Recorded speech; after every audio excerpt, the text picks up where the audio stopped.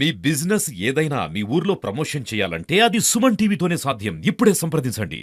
హన్మకొండ శాఖ ఆధ్వర్యంలో మీడియా సమావేశం నిర్వహించడం జరిగింది. ఈ యొక్క సమావేశానికి ఏబీవీపీ రాష్ట్ర కార్యదర్శి ఆచార్య రాంబాబు గారు, తెలంగాణ రాష్ట్ర కన్వీనర్ ఇంట్ల రాజ్కుమార్ గారు మరియు ఉమ్మడి వరంగల్ జిల్లా కన్వీనర్ ఆనపల్లి సునీల్ గారు రావడం జరిగింది. నా పేరు లక్ష్మణ్, హన్మకొండ జిల్లా కన్వీనర్. విద్యారంగ సమస్యలపైన రాష్ట్ర కార్యదర్శి గారు మాట్లాడారు. మీడియా సోదరులకు నమస్కారం. ఈరోజు అఖిల భారతీయ విద్యార్థి పరిషత్ హన్మకొండ జిల్లా శాఖ ఆధ్వర్యంలో వరంగల్ ప్రెస్ క్లబ్ లో విద్యారంగ సమస్యల మీద ప్రెస్ మీట్ నిర్వహించడం జరుగుతున్నది.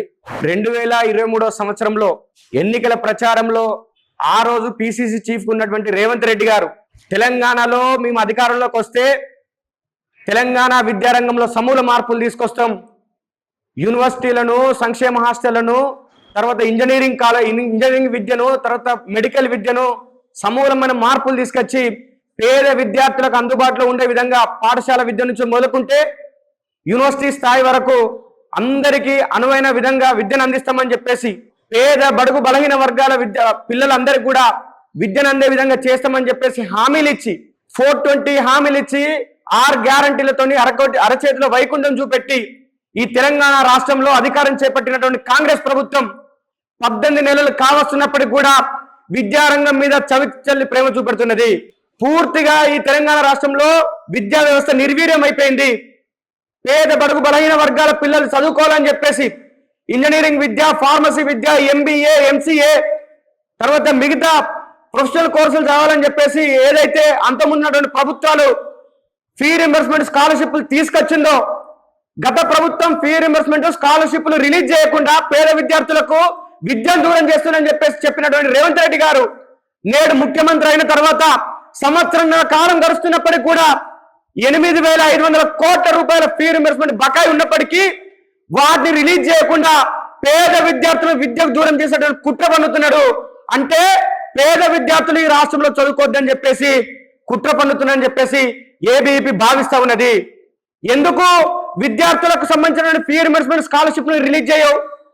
విద్యార్థులు వాళ్ళ చదువు ముగించుకున్న తర్వాత స్కాలర్షిప్ ఫీ రింబర్స్మెంట్ రిలీజ్ కాక సర్టిఫికెట్ తీసుకోలేని స్థితిలో ఉన్నారు. మనం చూసినాం గతంలో 6 నెలల క్రితం ఫీ రింబర్స్మెంట్ స్కాలర్షిప్ రిలీజ్ చేయకపోవడం మూలంగా ఏదైతే బడ్జెట్ కాలేజీలు ఉన్నాయో, డిగ్రీ కానీ, ఇంజనీరింగ్ కానీ, ఫార్మసీ కాలేజీలు, వాటిని మూతేసుకొని విద్యార్థులను హాస్టల్ నుండి తర్వాత క్లాస్ రూమ్ నుండి వెళ్ళగొట్టిన పరిస్థితి మనం చూసినాం. ఏబీవీపీ ఉద్యమించిన ఫలితంగా ఆ కాలేజీలు తెరుచుకున్నాయి. మొన్నటికి మొన్న కాకతీయ యూనివర్సిటీ, ఉస్మానియా యూనివర్సిటీ, మహాత్మా గాంధీ, శాతవాహని యూనివర్సిటీకి సంబంధించినటువంటి ఆ పరిధిలో ఉన్నటువంటి అనేక కాలేజీలు పిల్లలకు ఫీజులు కట్టకుండా మేము ఎగ్జామ్స్ నిర్వహించామని చెప్పేసి ముక్త కంఠంతో ఎగ్జామ్స్ బహిష్కరించినాయి. విద్యార్థి సంఘాలుగా మేము పోరాటం చేస్తే ప్రభుత్వం దిగచ్చి వాళ్ళని బెదిరించి మరి ఎగ్జామ్స్ నిర్వహించే విధంగా చేసింది. కానీ ఫీ రింబర్స్మెంట్ స్కాలర్షిప్లను రిలీజ్ చేయలేదంటే విద్యార్థులను విద్యకు దూరం చేసే కుట్ర పన్నుతుందని చెప్పేసి ఈ సందర్భంగా అర్థమవుతున్నది. కాబట్టి ఇప్పటికైనా రేవంత్ రెడ్డి గారికి చిత్తశుద్ధి ఉంటే, విద్యాశాఖ మంత్రిగా నువ్వు ఫిట్ అని నిరూపించుకోదలుచుకుంటే విద్యార్థులకు వెంటనే నువ్వు ఏదైతే ఆడబిడ్డలకు తర్వాత మిగతా పథకాలకు ఏ విధంగా అయితే నువ్వు నిధులను కేటాయిస్తున్నావో ఈ యొక్క తెలంగాణ రాష్ట్ర అభివృద్ధిలో మానవ వనరులుగా తీర్చిదిద్దేటువంటి విద్యా వ్యవస్థకు అధిక నిధులు కేటాయించి ఉన్న బకాయిలను వెంటనే రిలీజ్ చేయాలని చెప్పేసి ఏబీవీపీ రాష్ట్ర శాఖ డిమాండ్ చేస్తూ ఉన్నది. ఈ రాష్ట్రం లోపల హాస్టల్స్ పరిస్థితి చూసుకుంటే గురుకులాలు కానీ, తర్వాత కేజీబీవీలు కానీ, మిగతా హాస్టల్స్ కానీ చూసుకుంటే హాస్టల్ లోపల మరణ మృదంగం అవుతున్నది. గడిచిన 48 గంటల కాలంలో 7 మంది విద్యార్థులు వివిధ కారణాలతో ఆత్మహత్యలు చేసుకొని చనిపోతున్నప్పటికీ విద్యాశాఖ మంత్రికి ఉన్నటువంటి ముఖ్యమంత్రి గారు ఎందుకు స్పందిస్తున్నాడో ఈ సందర్భంగా తెలంగాణ విద్యార్థి సమాజానికి సమాధానం చెప్పాల్సిన అవసరం ఉన్నది. ఖచ్చితంగా గతంలో చూసినాం, ఫుడ్ పాయిజనింగ్ కేసులు చూసినాం. అప్పట్లో 52 మంది విద్యార్థులు చనిపోయారు. ఈ 48 గంటల సమయంలో 7 మంది విద్యార్థులు పిట్టలో రాలిపోతుంటే ఎస్సీ, ఎస్టీ, బీసీ, మైనార్టీ పిల్లలు చనిపోతున్నారని చెప్పేసి మీకు అక్కసే ఉన్నదా? ఎందుకంటే పేద విద్యార్థుల యొక్క మరణాలు కాదా? మీ కుటుంబంలో, మీ మంత్రుల కుటుంబంలో, మీ ఎమ్మెల్యే కుటుంబంలో చనిపోతేనే విద్యార్థులు చనిపోయినట్ట, పిల్లలు చనిపోయినట్ట. పేద విద్యార్థులు చనిపోతే ఎందుకు వాళ్ళ ప్రాణాలకు మీరు విలువలేకపోతున్నారో ఈ తెలంగాణ సమాజానికి సమాధానం చెప్పాల్సిన అవసరం ఉన్నది.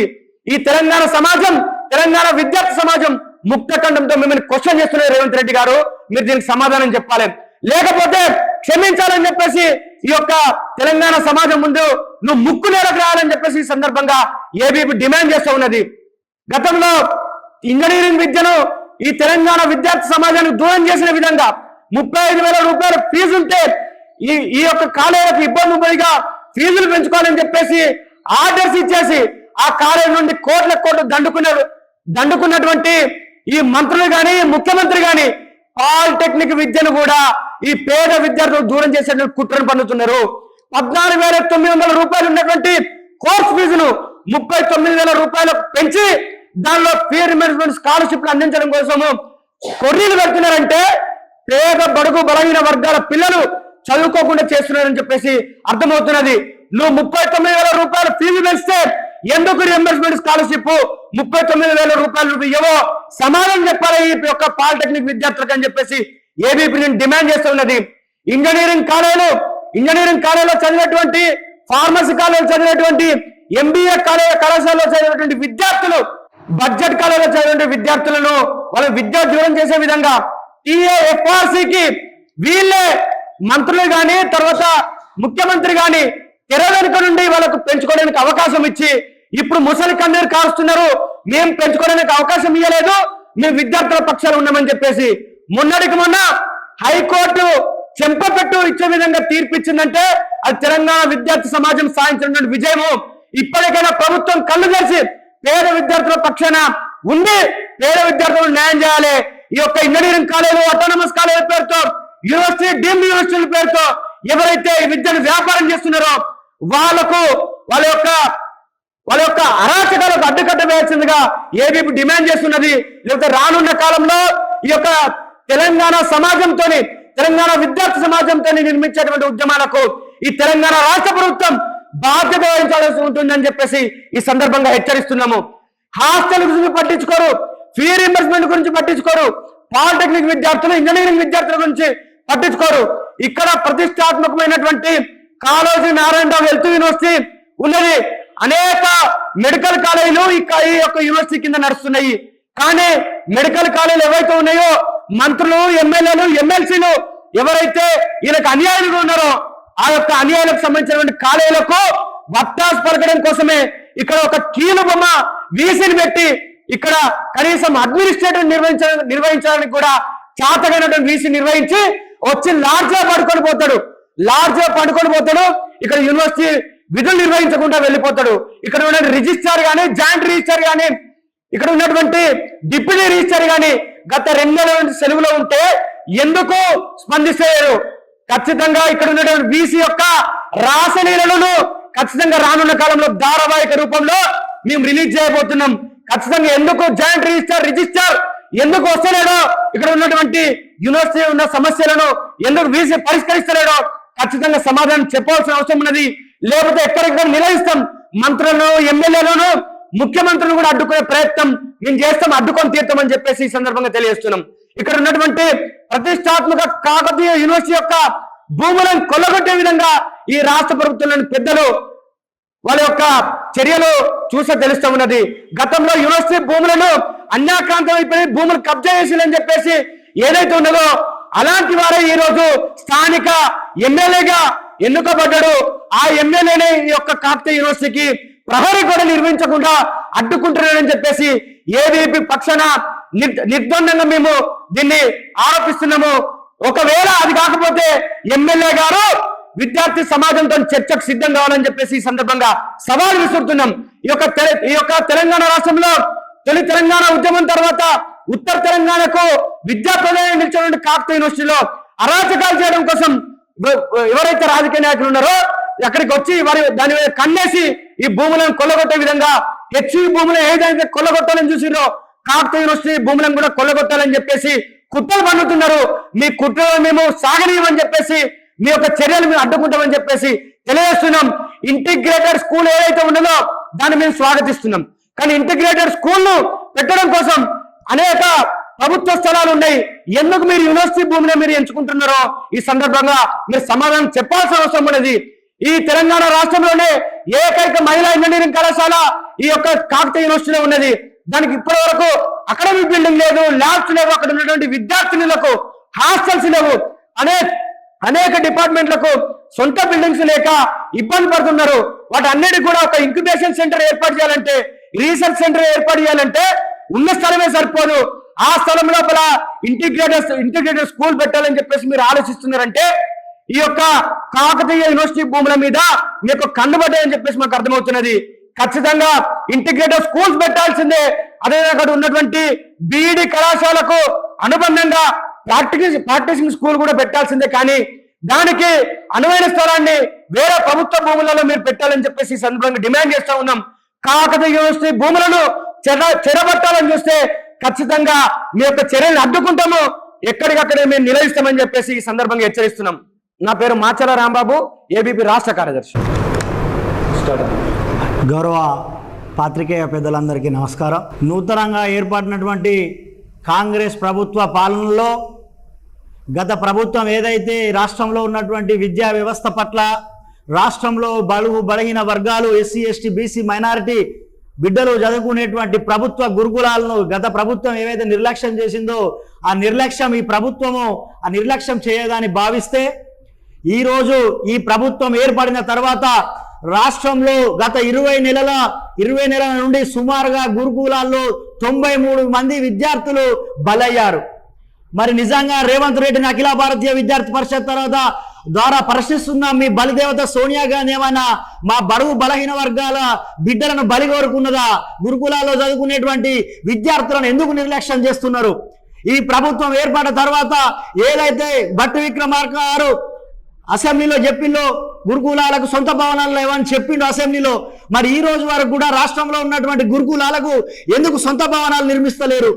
ఇలా అద్దె భవనాల కారణంగా, అద్దె చెల్లించలేని కారణంగా ఈ రోజు ఓనర్లు యజమానులు పోయి ఆ గురుకులాలకు తాళాలు వేస్తుంటే ప్రభుత్వానికి సిగ్గు అనిపిస్తలేదా అని అఖిల భారతీయ విద్యార్థి పరిషత్ ప్రశ్నిస్తున్నది. ఈరోజు నిజంగా హాస్టల్స్లలో ఫుడ్ ఏజెన్సీలు అక్రమంగా అన్యాయంగా విద్యార్థులకు పెట్టాల్సినటువంటి నాణ్యమైనటువంటి ఆహారం అందించకపోతే ఈరోజు అనేక మంది బిడ్డలు ఫుడ్ పాయిజన్ అయ్యి గురుకులాల్లో, కస్తూర్బా గాంధీ బాలికల విద్యాలయాల్లో ఫుడ్ పాయిజన్ అయ్యి హత్యకు గురవుతుంటే ఈ ప్రభుత్వం విద్యాశాఖను తన దగ్గర ఉంచుకున్నటువంటి ఈ రాష్ట్ర ముఖ్యమంత్రి ఎందుకు సమీక్ష నిర్వహిస్తలేడు?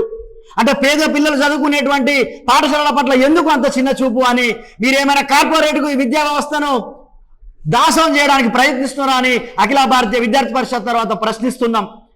అదే విధంగా ఏదైతే గత నెలల్లో ఏదైతే రాష్ట్రంలో ఫుడ్ పాయిజన్ ద్వారా లేదా మిగతా కారణాల ద్వారా విద్యార్థులు ఆత్మహత్యకు పాల్పడుతుంటే కనీసం ఈ రాష్ట్రంలో ఉన్నటువంటి అధికారులు కావచ్చు, ప్రభుత్వం కావచ్చు, విద్యార్థులకు మానసికంగా ఆత్మస్థైర్యాన్ని నింపాల్సింది పోయి ఈ రోజు ప్రశ్నించేటువంటి విద్యార్థులను, విద్యార్థి పరిషత్ కార్యకర్తలను అణచివేయడానికి ఈ ప్రభుత్వం పూనుకున్నదే తప్ప రాష్ట్రంలో ఉన్నటువంటి సమస్యలు పరిష్కరించడానికి ఈ ప్రభుత్వం ఎలాంటి చర్యలు తీసుకోవడం లేదు. దీన్ని అఖిల భారతీయ విద్యార్థి పరిషత్ తీవ్రంగా ఖండిస్తున్నది. కాబట్టి ఒకటే డిమాండ్ చేస్తున్నాం, ఈరోజు ఏబీవీపీ ద్వారా సవాల్ చేస్తున్నాం వరంగల్ కేంద్రంగా, ఈ రాష్ట్రంలో దమ్ముంటే, ధైర్యం ఉంటే మీ ప్రభుత్వంలో ఉండే అధికారులు కావచ్చు, లేదా మీ మంత్రులు కావచ్చు, మీ ఎమ్మెల్యేలు కావచ్చు, మాతో రండి. గిరిజన బిడ్డలు, దళిత బిడ్డలు, బీసీ బిడ్డలు చదువుకునేటువంటి హాస్టళ్లలోకి పోదాం, హాస్టల్ విద్యార్థులతో నేరుగా ముఖాముఖి చర్చలో ఉందాం, విద్యార్థుల సమస్యలు తెలుసుకుందాం. కానీ అలాంటి ప్రయత్నం చేయకుండా ఇలా ఏసీ గదులలో మీరు మీ బిడ్డలను కూర్చోబెట్టుకొని ఫ్యాన్లు లేకుండా, సరైన లైట్లు లేకుండా, కనీసం వసతులు లేకుండా ఇరుకు గదులలో మా బిడ్డలను మీరు పెట్టి విద్యార్థుల ప్రాణాలతో చెరగాటమాడుతున్నారు రేవంత్ రెడ్డి. ఖబర్దార్. ఖచ్చితంగా అఖిల భారతీయ విద్యార్థి పరిషత్ ఇట్లాగే మీరు విద్యార్థుల ఆత్మహత్యల పట్ల ఇవన్నీ కూడా ప్రభుత్వ హత్యలుగానే భావిస్తున్నాం. దీనికి ప్రభుత్వమే బాధ్యత వహించాల్సింది. లేదంటే అఖిల భారతీయ విద్యార్థి పరిషత్ ఆధ్వర్యంలో ఎక్కడికక్కడ నీ ఎమ్మెల్యే క్యాంపు కార్యాలయాలను, కలెక్టరేట్లు ముట్టడిస్తామని తెలియజేస్తున్నాం. నా పేరు వేల్పర రాజ్ కుమార్, ఏబీవీపీ తెలంగాణ రాష్ట్ర హాస్టల్స్ కమిటీ. ముందుగా మీడియా పెద్దలందరికీ కూడా నమస్కారం. ఈరోజు అఖిల భారతీయ విద్యార్థి పరిషత్ హన్మకొండ శాఖ ఆధ్వర్యంలో ప్రెస్ కాన్ఫరెన్స్ నిర్వహించడం జరుగుతుంది. ఉమ్మడి వరంగల్ జిల్లాలో విద్యారంగ సమస్యల గురించి మనం చూసుకున్నట్లయితే తెలంగాణ రాష్ట్రంలోనే 2 అతిపెద్ద యూనివర్సిటీ కాకతీయ యూనివర్సిటీ, ఎంతోమంది మేధావులను తయారు చేసినటువంటి కాకతీయ యూనివర్సిటీలో ఈరోజు చూసుకుంటే ఎన్నో సమస్యలు, దాదాపు ఈ యూనివర్సిటీ పరిధిలో ఉన్నటువంటి డిగ్రీ కాలేజీలలో ఎన్నో సమస్యలు ఉన్నాయి. ఇక్కడే హన్మకొండ నగరంలో ఉన్నటువంటి ఆర్ట్స్ కళాశాల, డిగ్రీ కళాశాలలో విద్యార్థులు డిగ్రీ తర్వాత వారి పై చదువులకు వెళ్ళాలంటే సర్టిఫికేట్స్ అనేది ఎంతో ఉపయోగము. అలాంటి వాటిని ఇవ్వకుండా ఒక ప్రభుత్వ పాఠశాల కళాశాలలలో విద్యార్థుల నుంచి వెళ్ళి ఫీజులు దండుకున్నటువంటి చరిత్ర ఈ రాష్ట్రంలో మనం చూస్తున్నాం. అంటే ఫీజు రియంబర్స్మెంట్, స్కాలర్షిప్ రాక ఎంతో మంది విద్యార్థులు రోజు రోజుకు ఇబ్బందులు పడుతున్నా కూడా ఈ రాష్ట్ర ప్రభుత్వం నిమ్మకు నీరెత్తుకుంటా పోతుంది. అదేవిధంగా మన జిల్లాలో మొలూరు రోడ్ దగ్గర ఉన్నటువంటి ఐటీఐ కళాశాలలో ఇంతవరకు పక్క భవనం లేక పైనుంచి వెళ్ళి గోడలు పగులుతున్నా కూడా అక్కడ విద్యార్థులు చదువుతున్నారు. అలాంటి విద్యార్థులను కనీసం పట్టించుకోకుండా ఇక్కడ ఉన్నటువంటి మంత్రులు, ఎమ్మెల్యేలు వ్యవహరిస్తున్నారు. అదేవిధంగా యూనివర్సిటీ భూములను ఇక్కడున్న మంత్రులు, ఎమ్మెల్యేలు దాన్ని వాళ్ళు కనుసాగలో నడుస్తున్నారు అధికారులు. ఒకటే అడుగుతున్నాం, మేము ఇంటిగ్రేట్ స్కూల్స్లకు వ్యతిరేకం కాదు. విద్యార్థి పరిషత్ ఎప్పటికి కూడా ఇలాంటి స్కూల్స్ను స్వాగతిస్తున్నది. కానీ ఉమ్మడి వరంగల్ జిల్లాలో ఎన్నో ప్రభుత్వ భూములు ఉన్నాయి. ఆ ప్రభుత్వ భూములలో ఎందుకు పాడుపడిపోతున్న భూములు, ఆ భూములలో కడితే బాగుపడుతుంది కదా, ఎంతో మంది పేద విద్యార్థులకు అది ఉపయోగకరంగా ఉంటుంది.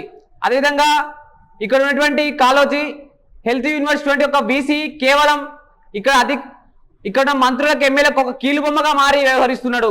ఆయన కేవలం ప్రైవేటు మెడికల్ కళాశాలలకు ఒక తొత్తుగా మారి, ఆ ప్రైవేటు కళాశాలలకు ఒక ప్యూన్గా మారినటువంటి ఆ కాలేజీ బీసీ గారు.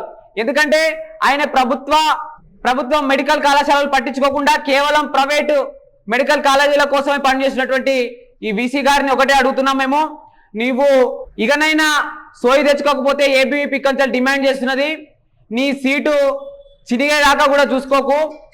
దాన్ని ఏబీవీపీ ఎంతో వ్యతిరేకిస్తున్నది. అదేవిధంగా ఈ జిల్లాలో ఉన్నటువంటి విద్యారంగ సమస్యలను వెంటనే పరిష్కరించకపోతే ఈ జిల్లా మంత్రులను, ఎమ్మెల్యేలను కూడా ఎక్కడికక్కడ విద్యార్థి పరిస్థితి అడ్డుకుంటుందని తెలియజేస్తున్నాం. అదేవిధంగా విద్యార్థులు ఇక్కడ ఉన్నటువంటి సాంఘిక సంక్షేమ హాస్టల్స్ ఉన్నాయి, ఎస్టీ, బీసీ, మైనార్టీ హాస్టల్స్ ఉన్నాయి. దాంట్లో ఎన్నో సమస్యలు రోజు రోజుకుంది. ఇదే హన్మకొండ కలెక్టరేట్ కార్యాలయం పక్కన ఉన్నటువంటి ఎస్టీ బాయ్స్ హాస్టల్లో బాత్రూములు చక్కగా లేక, సరైన ఫ్యాన్లు లేక, సరైన గదులలో, ఇరుకిరుకు గదులలో ఉండేటువంటి విద్యార్థులను పట్టించుకోకుండా ఈ యొక్క ప్రభుత్వం వ్యవహరిస్తున్నది. వెంటనే ఇలాంటి ఎన్నైతే సమస్యలు ఉన్నాయో రాష్ట్ర కార్యదర్శి మార్చెల రాంబాబు గారు చెప్పినటువంటి విషయాలన్నీ కూడా కళ్ళకు కట్టినట్టు ఉన్నా కూడా కనీసం పట్టించుకోకుండా ఈ రాష్ట్ర ప్రభుత్వం వ్యవహరిస్తున్నది. అదేవిధంగా వెల్పుల రాజకుమార్ ఉన్నటువంటి హాస్టల్ సమస్యలు కూడా ఈ రాష్ట్రంలో రోజు రోజుకు పెరిగిపోతా ఉన్నాయి. నిన్నటికి నిన్న జగిత్యాలలో జరిగినటువంటి గురుకులలో కస్తూరిబా పాఠశాలలో జరిగినటువంటి ఫుడ్ పాయిజన్ కూడా దాన్ని ఎంతో కలిసివేసింది. కనీసం దీని మీద చర్చ చేయకుండా ఏసీలలో ఉన్నటువంటి మంత్రులు, ఎమ్మెల్యేలను ఒకటే అడుగుతున్నాం, మీ బిడ్డలైతే ఈ విధంగానే చేస్తారా? అంటే బడుగు బలహీన వర్గాల బిడ్డలు గారా? వీళ్ళు చదివే విద్యార్థులు గారా? మేము ఏబీపీ నుంచి ఒకటే అడుగుతున్నాం, ఇకనైనా సోయి తెచ్చుకొని ఇలాంటి సమస్యలను పరిష్కరించకపోతే ఏబీపీ పెద్ద ఎత్తున నిరసన కార్యక్రమం తెలియజేస్తానని, నీ ఎమ్మెల్యేలను, ఎంపీలను, నీ మంత్రులను ఎక్కడికక్కడ విద్యార్థి పరిస్థితి అడ్డుకుంటుందని తెలియజేస్తున్నాం. ఈ యొక్క మీడియా సమావేశానికి ఇచ్చినటువంటి పెద్దలందరికీ కూడా ధన్యవాదాలు తెలియజేస్తున్నాం.